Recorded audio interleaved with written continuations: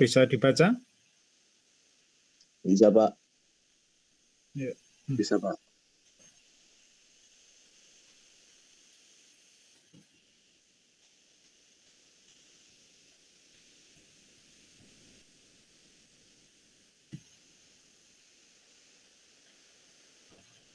Dalam 2 pertemuan sebelumnya kita sudah membicarakan soal makna atau pemahaman mengenai entrepreneurship. Saya kira teman-teman masih ingat entrepreneurship itu yakni apa, teman-teman?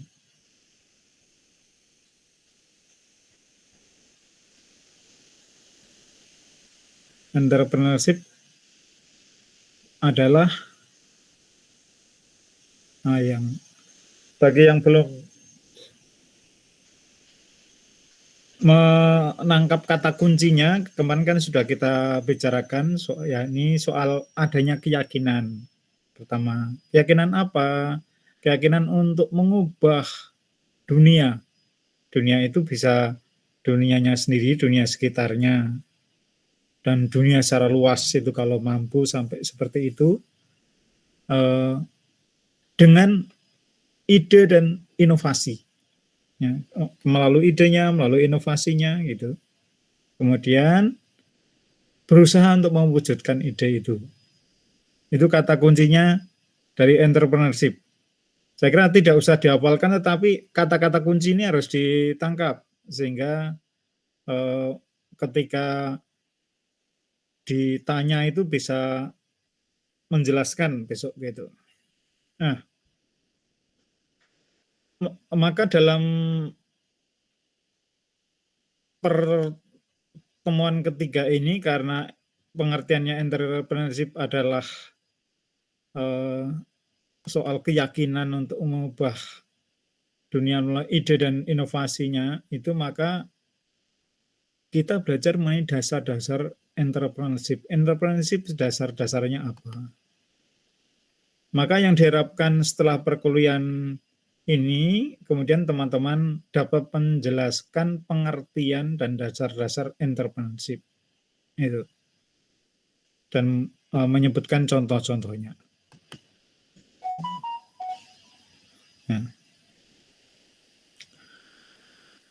Nah, untuk menjadi seorang entrepreneurship, ini sebagai dasarnya, orang itu harus memiliki karakter yang kuat. Karakter seorang entrepreneur. Nah, karakter entrepreneur itu yang seperti apa? Nah, seorang entrepreneur itu harus memiliki motivasi yang kuat.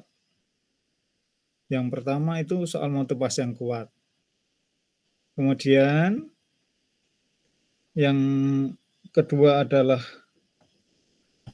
perspektifnya atau wawasannya. Seorang entrepreneur harus wawasannya harus luas, pengetahuannya harus banyak, lalu mempunyai daya kreativitas yang tinggi. Lalu yang keempat, memiliki perilaku inovatif. Yang kelima, punya komitmen yang kuat terhadap pekerjaan, terhadap janji. Gini.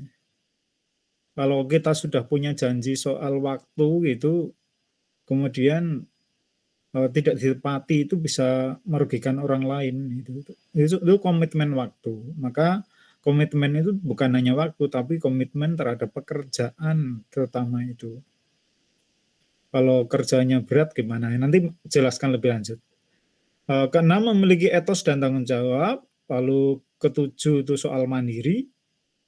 Kedelapan, keberanian mengambil risiko. Kesembilan, berusaha untuk mencari peluang. Yang ke-10, jiwa kepemimpinan. Yang 11, kemampuan manajerial. Ke-12, kemampuan pribadi. Bisa diikuti?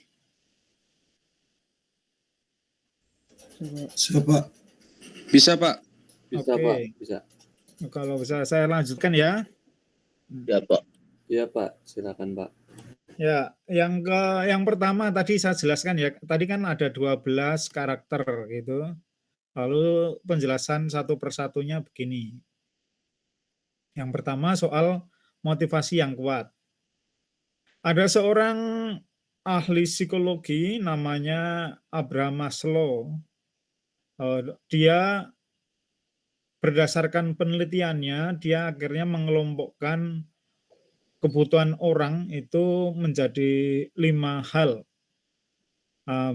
Kita biasanya 3 hal, yaitu kebutuhan primer, kebutuhan sekunder, dan kebutuhan tersier. Tapi menurut Maslow itu ada 5 gitu. Nah, kebutuhan primer atau kebutuhan dasar ini sama, yakni kebutuhan fisiologis, kebutuhan yang sifatnya fisik ya. Kebutuhan dasar, makan, minum, tempat tinggal. Tapi untuk teman-teman, saya yakin sekarang HP itu sudah menjadi kebutuhan dasar gitu. HP, internet gitu ya. Nah, ya meskipun sebenarnya yang dimaksud kebutuhan dasar itu adalah kalau nggak ada itu kita nggak bisa hidup gitu atau susah untuk menjalani kehidupan gitu. Itu yang dimaksud dengan kebutuhan primer. Sedangkan yang kedua adalah kebutuhan rasa aman. Kebutuhan rasa aman bahwa orang itu supaya dapat menjalani hidup dengan baik itu harus mempunyai rasa aman. Kalau dia berada dalam suasana ketakutan, dia diancam orang, lalu orang itu akan berada dalam situasi stres gitu. Maka kebutuhan rasa aman. Yang ketiga kebutuhan kasih sayang. Semua orang perlu disayangi, butuh untuk disayangi, butuh untuk diterima orang lain. Ya. Coba kalau teman-teman misalnya eh, ditolak di dalam kelas, lalu tidak punya teman bergaul, di mana-mana ditolak, kira-kira apa yang dirasakan?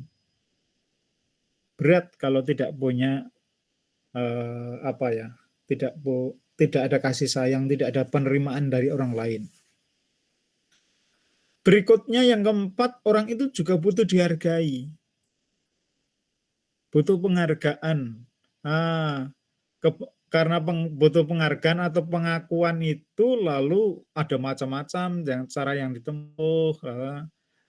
Banyak orang yang karena kepingin penghargaan itu lalu dia jabatan, kalau kan punya jabatan itu dihargai, lalu korupsi karena kalau banyak uang itu kan dihargai gitu. Itu kebutuhan penghargaan. Itu kalau orang korupsi itu bukan karena butuh untuk makan, butuh untuk bangun rumah, tempat tinggal.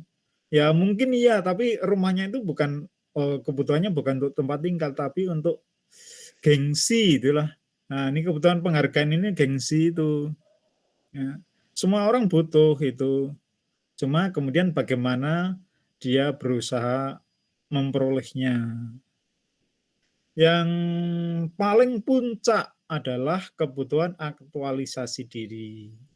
Kebutuhan orang sudah merasa cukuplah untuk misalnya kebutuhan tempat tinggal, makan, minum, jabatan juga bagi orang itu cukuplah gitu. Tapi orang kepingin mengungkapkan apa yang menjadi potensi diri, maka ada orang mau bekerja tidak dibayar tidak apa-apa gitu. Yang penting saya bisa mewujudkan itu apa yang menjadi gerakan hati saya, yang menjadi passion saya, yang menjadi potensi diri saya gitu. Itu aktualisasi diri. Banyak orang mau mengajar nanti dibayar murah gitu. Itu karena passionnya di situ, aktualisasi diri. Rasanya kalau saya mengajar itu menjadi lebih aktual gitu. Ya, itu. Bisa dimengerti? Bisa, Pak. Bisa, Pak. Oke, lanjut ya. Lanjut. Nah, yang kedua memiliki wawasan yang luas. Nah, seorang entrepreneur itu kan harus kreatif dan mempunyai banyak inovasi gitu. Maka kuncinya kalau orang mau mempunyai banyak inovasi dan banyak kreativitas, ya orang itu mempunyai pengetahuan dan wawasan yang cukup, wawasan yang luas ya. Maka orang perlu belajar lebih jauh, mempelajari banyak hal ya. Dan seorang entrepreneur itu harus punya keyakinan untuk menciptakan sesuatu itu yang berbeda gitu dari yang sudah ada, atau berpikir out of the box itu kalau dia punya wawasan yang berbeda, yang luas. Tapi kalau wawasannya masih sama dengan orang-orang di sekitarnya, dia tidak bisa berpikir out of the box. Maka yang kedua, wawasan yang luas. Wawasan ini didapat dari mana? Dari pergaulan, dari membaca gitu ya. Jadi maka banyak orang mengatakan kalau bergaulmu dengan maling itu ya kamu akan menjadi semakin ahli jadi maling. Tapi kalau bergaulmu dengan entrepreneur, dengan pengusaha yang sukses, ya kamu akan jadi pengusaha yang sukses. Kenapa? Karena wawasannya.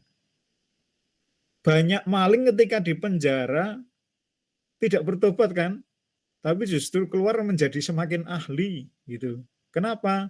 Ya karena di penjara ketemu yang sesama maling yang mempunyai banyak pengalaman, mempunyai banyak ide-ide, semakin kreatif jadi malingnya gitu. Nah, maka kalau mau menjadi entrepreneur atau wirausaha yang sukses, ya bergaulnya harus diperbanyak dengan wirausaha. Maka seringkali para pengusaha itu bertemu, tapi kalau mereka bertemu biasanya tidak dalam rapat-rapat khusus, tetapi dalam sambil makan gitu, cerita-cerita gitulah, berbagi pengalaman itu, lalu orang belajar satu sama lain, juga membangun networking di situ. Nah, yang ketiga, memiliki kreativitas, daya cipta yang tinggi. Nah, ide-ide kreatif itu seringkali muncul setelah melihat atau setelah berpikir yang lama gitu ya. Muncul tidak selalu bahwa itu dipikirkannya sekarang, tapi kadang memikirkannya lama. Ketika kita memikirkan sesuatu itu kadang tidak selalu bisa kita pakai saat itu, tetapi kemudian di waktu yang lain, ketika menghadapi sesuatu, kemudian oh ini yang pernah saya pikirkan. Maka ide kreatif muncul bagi seorang entrepreneur itu ketika berhadapan dengan situasi, tetapi sebenarnya itu pernah dia pikirkan gitu. Nah, mungkin kita berpikir apa bedanya sih kreativitas dengan inovasi? Nah, kreativitas itu gini, dari sesuatu yang tidak ada, kemudian dia mengkreasikan, maka penciptaan itu kan namanya kreator gitu. Sang pencipta itu kreator. Nah, jadi dari sesuatu yang tidak ada, menciptakan dari sesuatu yang tidak ada. Sedangkan inovasi itu menerapkan kreativitas itu untuk memecahkan masalah-masalah yang ada, masalah-masalah yang saat itu muncul di dalam kehidupan, di dalam pekerjaan, dalam pergaulan. Nah, lalu dia berusaha untuk memecahkan itu dan kemudian berusaha membuat apa yang sudah ada itu menjadi lebih baik. Itu namanya inovasi, dengan berbagai hal, dengan berbagai cara gitu, sehingga apa yang sudah ada, misalnya jualan kok tidak laku ya, kok yang datang hanya sedikit. Nah, lalu dia dengan sistem online, entah itu yang lewat WA langsung, pesanan langsung, atau melalui GoFood, melalui Shopee Food, Grab Food, dan sebagainya. Nah, itu artinya yang sudah ada jualannya itu kan sudah berjualan, tetapi ditingkatkan melalui media online gitu, atau melalui teknologi informasi gitu. Nah, itu inovasi namanya. Kemudian yang dituntut dari seorang entrepreneur juga perilaku inovatif. Tadi inovasinya itu kita sudah tahu ya, inovasinya itu seperti itu. Jadi mengembangkan dari sesuatu yang sudah ada, kemudian kita buat menjadi lebih itu. Nah, itu perilaku itu harus ada dalam diri seorang entrepreneur. Dia harus memiliki cara berpikir untuk meningkatkan dari sesuatu yang sudah ada, itu harus dia miliki gitu. Nah, untuk bisa seperti itu, maka dia harus mempunyai kemauan belajar terus-menerus. Lalu ketika gagal, ketika berhadapan dengan tantangan, lalu tidak menyerah, tapi dihadapi. Kebetulan saya saat ini rintisan usaha saya itu juga lagi bermasalah itu, tombok dan sebagainya. Ini bukan saya curhat ya, tapi hanya contoh masalah gitu. Tapi ya bagaimana saya, meskipun begitu ya saya tetap harus bertahan gitu. Tidak kemudian sebenarnya kalau berpikir enaknya udahlah, daripada saya meneruskan terus tombok, lebih baik itu gaji karyawan juga lebih baik mereka saya suruh pulang, tutup, lalu tokonya dikontrakkan. Itu ada 2 ruko dan 1 rumah, itu lumayan gitu. Nah, itu kalau tidak berpikir soal ini ini tantangan gitu. Ini tantangan yang harus dihadapi gitu. Maka diperlukan ketabahan menghadapi tantangan.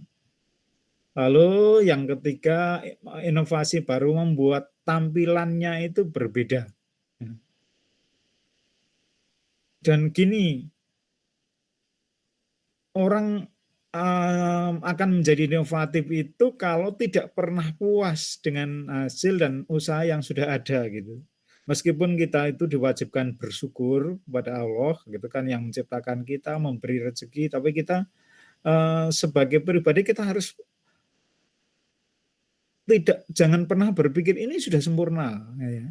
Maka jangan pernah puas dalam arti untuk berusaha lebih gitu.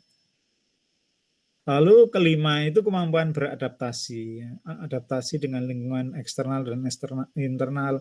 Mungkin kita yakini bahwa produk kita itu sudah bagus gitu, sudah baik gitu. Tetapi ternyata orang-orang sekitar itu, eksternal itu bukan seperti itu yang diharapkan, tapi yang berbeda. Sebagai contoh, karena di bidang kuliner misalnya, yang saya alami, kalau sambal bakar itu ya sambalnya cetar gitu, pedas banget gitu. Nah, tapi ternyata orang-orang yang datang itu, wah itu terlalu pedas bagi mereka. Nah, maka ya sudah, itu dikurangi kepedasannya, tingkatnya, levelnya itu dikurangi.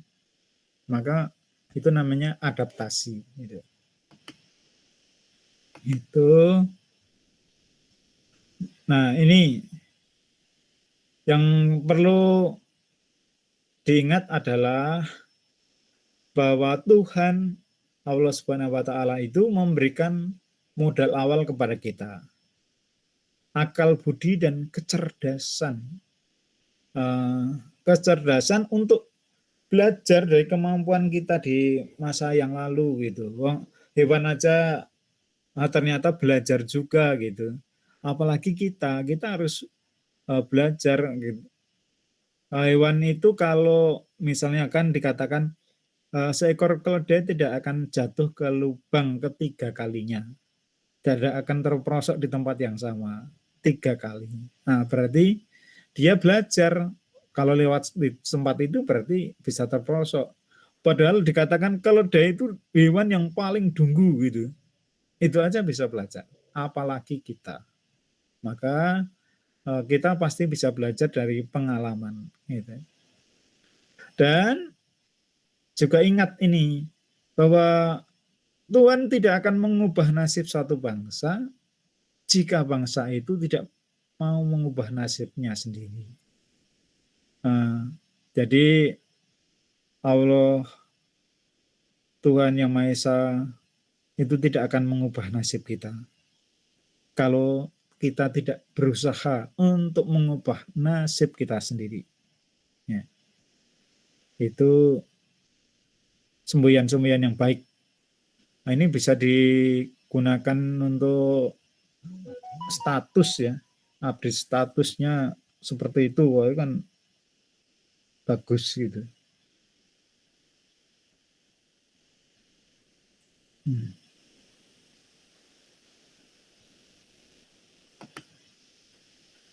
Lalu memiliki komitmen terhadap pekerjaan.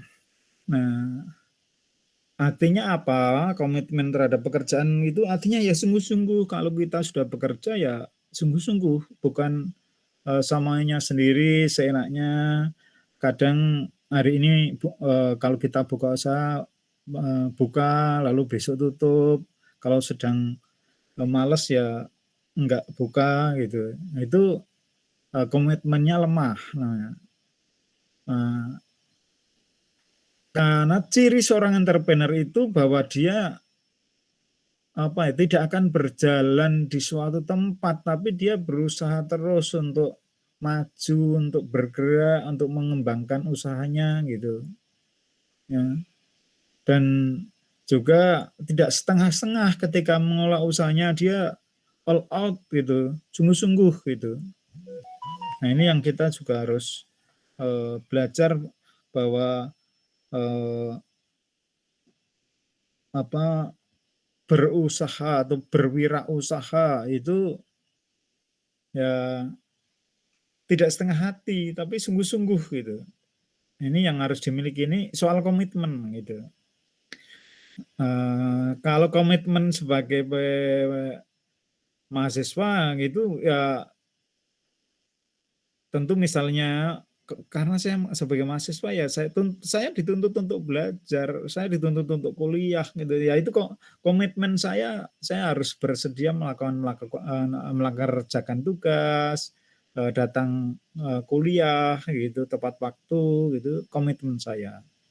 Karena pada dasarnya orang akan sulit sukses, akan susah untuk sukses itu kalau orang tidak punya komitmen terhadap tugasnya, tidak punya komitmen terhadap pekerjaannya. Maka komitmen itu adalah salah satu langkah untuk menuju sukses. Berikutnya, memiliki etos dan tanggung jawab. Itu. Ya, memiliki etos kerja dan tanggung jawab. Nah, ada beberapa prinsip atau nasihat-nasihat baik yang ini baik untuk kita kerjakan berkaitan dengan etos dan tanggung jawab. Yang pertama, kerja itu suci. Ya. Jadi bekerja itu bukan sesuatu yang harus kerja gitu, males rasanya. Nah, kita harus sadar itu bahwa pekerjaan itu adalah sesuatu yang suci, itu panggilan dan saya harus bekerja dengan benar. Kerja itu sehat. Nah, kerja adalah aktualisasiku dan aku sanggup bekerja dan keras. Karena banyak orang sulit mencari pekerjaan lah. Banyak orang menginginkan bisa bekerja. Nah, tapi Itu tadi. Maka kalau kerja ya bekerjalah dengan sungguh-sungguh, bekerja keras gitu. Dan pekerjaan adalah rahmat. Maka karena itu rahmat dari Allah, kita harus berterima kasih. Maka aku sanggup bekerja dengan tulus, dengan jujur gitu. Lalu pekerjaan itu adalah amanah yang menjadi tanggung jawabku dan aku harus menyelesaikan pekerjaan sampai tuntas. Lalu kelima, pekerjaan itu adalah seni. Maka karena itu seni, kerja itu ya kesukaanku. Aku sanggup bekerja dengan kreatif, saya senang bekerja gitu. Karena pekerjaan itu adalah ibadah, amal ibadah. Bahwa ibadah itu tidak hanya berarti di masjid, di gereja, di tempat-tempat ibadah yang lain, tapi kerja adalah ibadah. Maka kerja adalah pengabdianku dan aku sanggup bekerja dengan sungguh-sungguh. Kalau orang sadar kerja itu adalah ibadah, maka orang tidak mungkin merugikan orang lain dalam bekerja. Yang ketujuh, kerja itu mulia. Kerja adalah pelayananku dan aku sanggup bekerja dengan sempurna. Kedelapan, kerja itu adalah kehormatan. Ya, kerja adalah kewajibanku dan aku sanggup bekerja dan menghasilkan sesuatu yang unggul. Nah, ini soal prinsip-prinsip yang kemudian menjadikan kita memiliki etos kerja yang tinggi dan memiliki tanggung jawab di dalam pekerjaan. Itu yang keenam. Tadi ada 12. Yang ketujuh, mandiri dan tidak tergantung orang lain. Kalau ini saya kira jelas ya. Kalau kita berwirausaha, kita jangan menggantungkan ke orang lain. Berbeda ketika jadi mahasiswa, itu ya, masih uang saku dari orang tua, minta uang untuk beli pulsa. Tapi kalau berkaitan dan pekerjaan, apalagi Anda mau menjadi entrepreneur, itu kita tidak bisa menggantungkan ke orang lain. Kita harus mempunyai jiwa kemandirian gitu. Lalu berani menghadapi resiko. Ya, resiko menjadi seorang entrepreneur itu besok akan lebih luas dibahas mengenai ini ya. Tetapi ini, entrepreneur itu resikonya kerjanya itu waktunya tidak tentu. Lalu tidak tentu itu artinya tidak terbatas waktu. Dia bisa pagi-pagi mulai kerja, bisa sampai malam atau tengah malam masih bekerja gitu. Lalu hasilnya juga tidak tentu. Dia bisa hasilnya pas-pasan. Tapi kalau mau hasilnya banyak, dia bisa kerja keras dan hasilnya bisa berlipat gitu. Itu kalau yang mentalnya mental pegawai itu biasa mencari aman, kerjanya jamnya yang pasti, gajinya pasti. Tapi ya kalau mau jadi kaya ya nggak bisa jadi pegawai kecuali korupsi. Maka kalau ada pegawai negeri kok kaya gitu, pasti korupsi gitu. Kecuali kalau dia punya pekerjaan di luar sebagai pegawai gitu ya. Karena pegawai negeri berapa sih gajinya? Kita tahu daftarnya pegawai negeri itu untuk hidup di Bekasi dan Jakarta itu ya hanya ya cukup untuk hidup gitu, tapi nggak bisa untuk kaya gitu. Untuk hidup ya lumayan lah gitu kalau golongannya udah lebih tinggi, tapi nggak bisa kaya kecuali korupsi. Nah, yang ke-9, selalu berusaha mencari peluang. Seorang entrepreneur itu harus memanfaatkan berbagai momen untuk mengembangkan usaha yang telah dimilikinya, untuk juga mengembangkan dirinya sendiri. Ya. Dia setiap saat harus berusaha untuk menangkap peluang-peluang yang ada. Ya, peluang apapun yang ada lalu dia gunakan, dia manfaatkan. Lalu memiliki jiwa kepemimpinan. Nah, apa bedanya pemimpin dan penguasa? Nah, kalau penguasa itu hobinya apa ya? Merintah, menghukum yang salah, memberi reward atau hadiah bagi yang bagus gitu. Tapi memerintah itu penguasa. Kalau seorang pemimpin itu orang yang bisa membangkitkan motivasi gitu. Itu bedanya. Dia bisa memotivasi orang lain, bisa membuat orang lain itu menjadi lebih bergairah gitu. Itu pemimpin. Dia harus bisa menggerakkan orang lain. Itu seorang pemimpin. Ya. Maka bisa Anda bisa merasakan ketika meskipun Anda tidak punya jabatan apa-apa, tetapi ketika Anda bisa menggerakkan orang lain, itu sebenarnya Anda pemimpin loh. Kalau Anda diberi kesempatan, diberi jabatan, maka Anda bisa menjabat itu dengan baik karena Anda mempunyai bekal seorang pemimpin. Lalu memiliki kemampuan manajemen, ya, membuat perencanaan, lalu mengorganisir, mengelola, melakukan publikasi, lalu mengontrol, mengevaluasi, lalu meningkatkan gitu kemampuan manajerial, termasuk memanage waktu, memanage keuangan gitu. Itu kemampuan manajerial. Anda bisa tanya, saya itu punya kemampuan manajerial enggak? Saya bisa membagi waktu enggak? Saya bisa mengelola keuangan enggak? Gitu. Itu soal manajerial. Lalu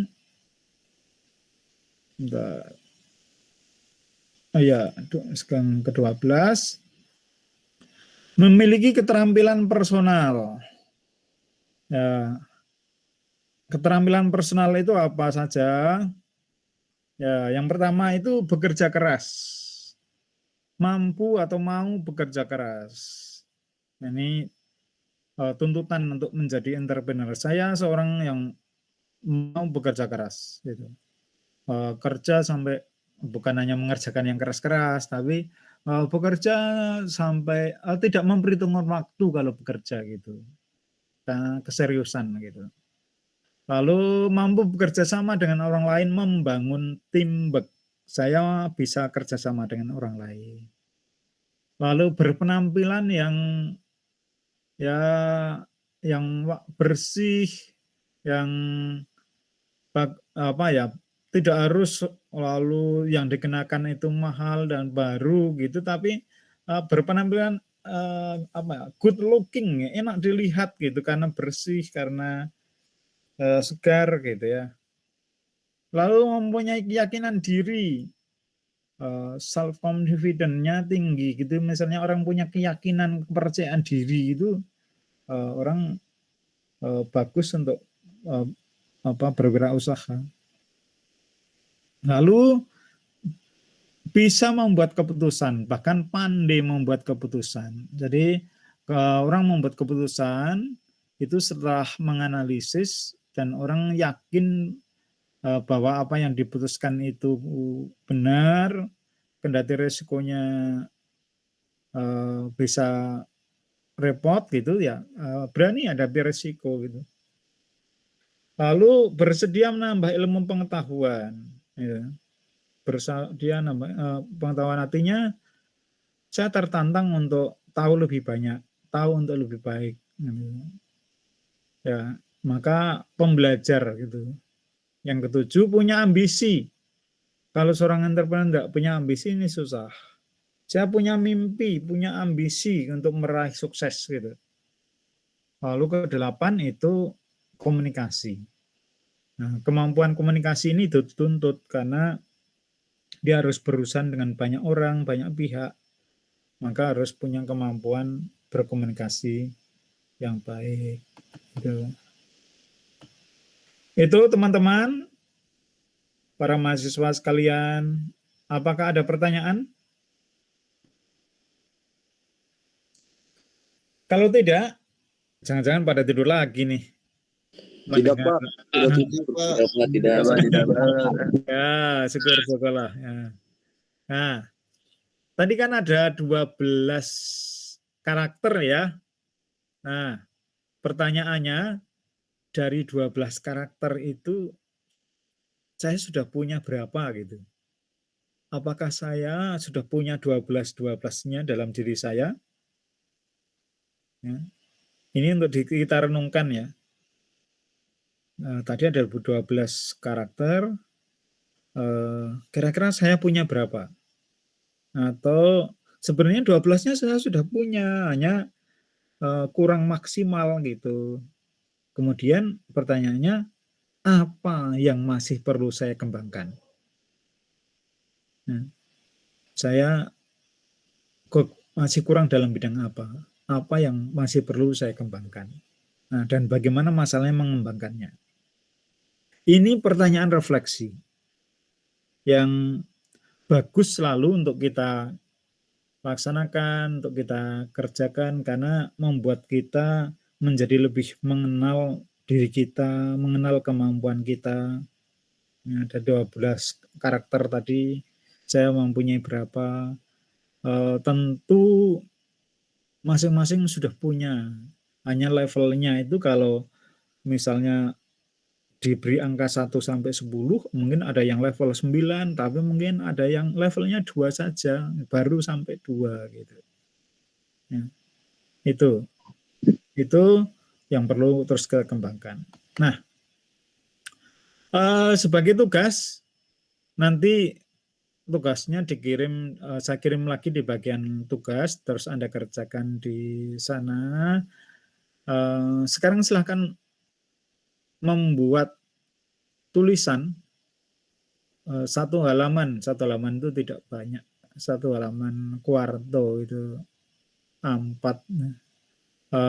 time Roman 12, lalu spasinya 1,5 gitu, fontnya time Roman, lalu 12, spasinya 1,5.